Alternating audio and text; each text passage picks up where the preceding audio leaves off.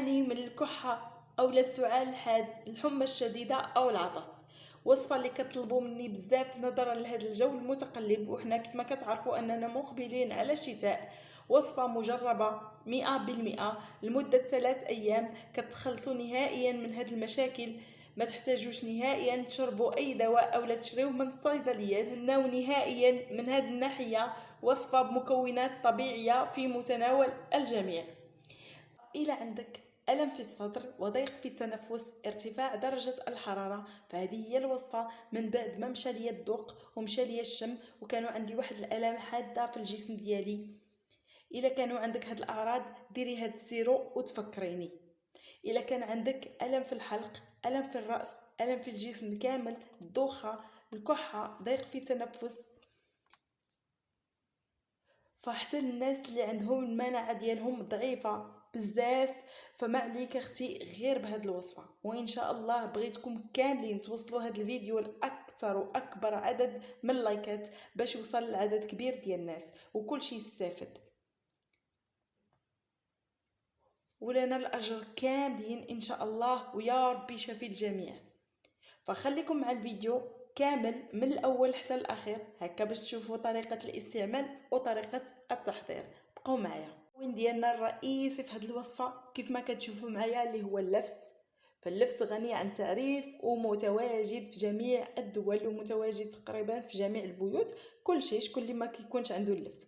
هاد الوصفه هذه قديمه بزاف ديال الجدوات ديالنا والاجداد ديالنا، فكانوا كيستعملوها الناس اللي كتجيهم الكحه، كانوا كيديروا واحد السيرو طبيعي وكيعطيهم نتيجه. وهذه مجربه مني شخصيا، كيف ما قلت لكم كانوا كيديروها لينا الجدوات ديالنا وكتعطينا نتيجه رائعه وكنتخلصوا من جميع هاد المشاكل اللي ذكرت لكم. ما غاديش نطرق ليها حيت باش هكا ما نطولش الفيديو.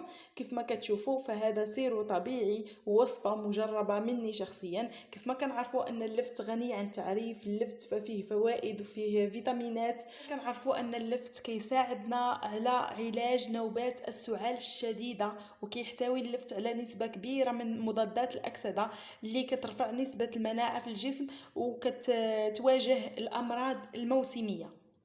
فهاد الوصفه هذه زوينه بزاف. كيف ما قلت لكم من ضمن الامراض الموسميه منها البرد والسعال، يلين لينا الصدر ديالنا وكيخفف من تواجد البلغم فيه.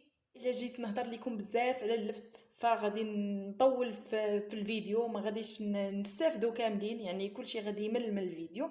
فهنايا سيروا بحثوا على اللفت وشوفوا الفوائد ديالو بالنسبه للصحه ديالنا وبالنسبه لهاد الوقيته هذه اللي كيجينا فيها الكحه والحمى والعطس والسعال وغيرها من هاد الامراض كامله. فهاد اللفت هذا كيعالجها لينا بصفه نهائيه، وان شاء الله يشافي الجميع. دابا غادي ندوزو للوصفه على بركه الله. هنا غادي نحتاجو اللفت على هذا الشكل، اللفت الابيض اولا داك اللفت اللي كيكون بنفسجي وابيض في نفس الوقت. ناخذ هنايا واحد لفته صغيره، غادي نزولوا ليها هذه الجهه، وغادي ناخذ هنايا من بعد ما غسلناه جيدا بطبيعه الحال نقدروا نقيوه ونقدروا نخليوه ماشي مشكل. حنا ما غاديش نحتاجو بالجوانب ديالو، فغادي نحتاجو اننا نزولوا له القلب ديالو على هذا الشكل هذا.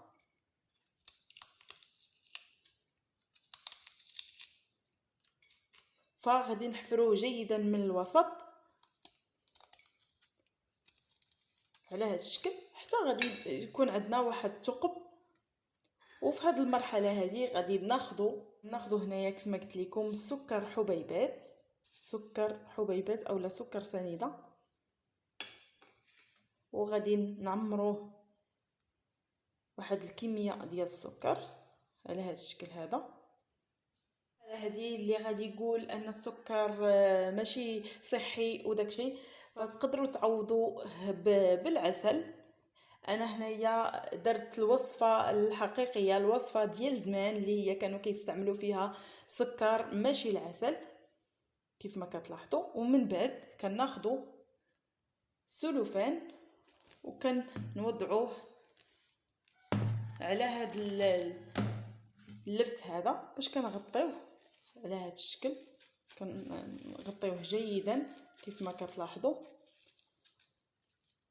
وكنخليوه على جنب حتى هاد السكر هذا فكيدوب لينا وكيولي لنا على شكل سيرو طبيعي 100%. هنايا كيف ما كتشوفوا كنديروا له على هاد الشكل وكنحصلوا على واحد السيرو هنايا.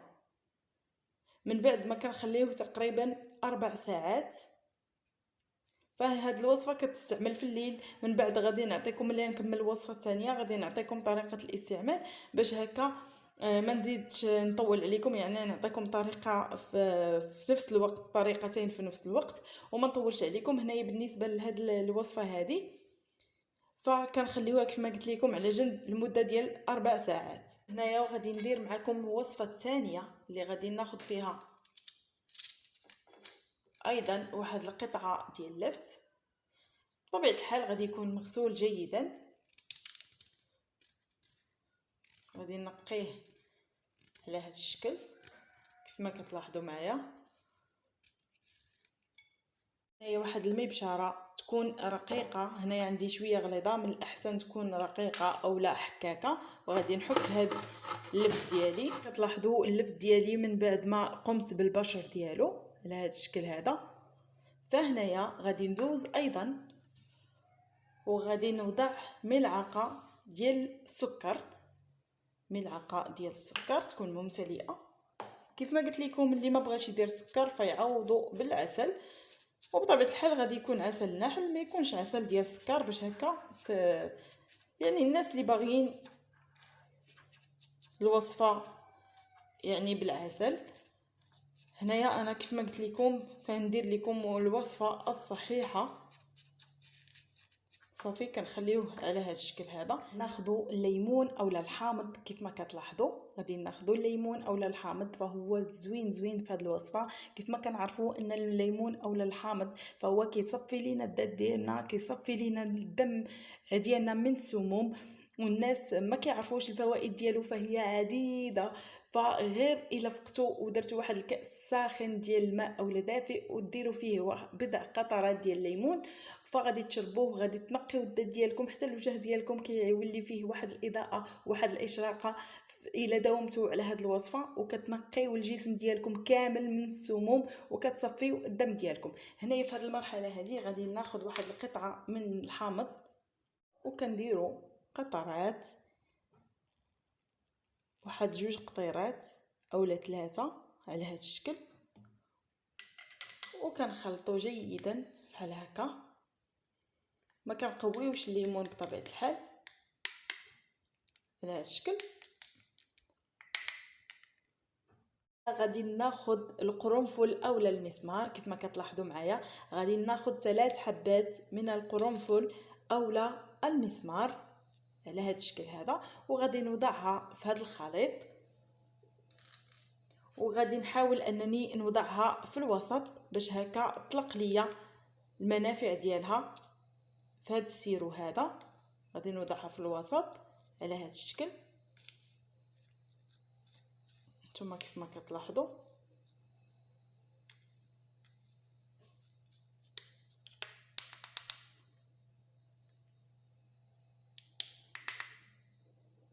حتى هاد الوصفه هذه كنخليو ان اللف ديالنا يخرج داك السيرو ديالو. هنايا على هاد الشكل هذا غادي نغطيه كيف ما غادي تلاحظوا. ايضا غادي نغطيه وغادي نخليه لمده ديال 4 ساعات باش هكا يطلق لينا داك السيرو ديالو ونكونوا عندنا الوصفه الصحيحه على هذا الشكل.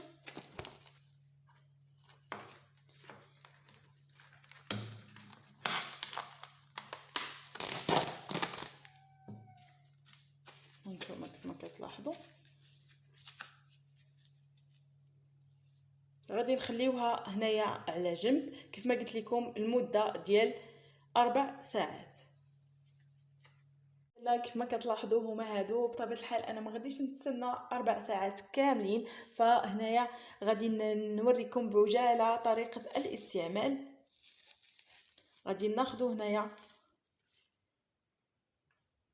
هاد اللفت اللي حفرت هنايا فغادي ناخذوا من بعد ما كدوز 4 ساعات غادي تحصلوا على واحد السيرو طبيعي، يعني داك السكر كيذوب معنا. هذا ملي كنحصلوا عليه بهذه الطريقه كنتناولوه بحال اي دواء، يعني بحال اي سيرو طبيعي كنتناولوه.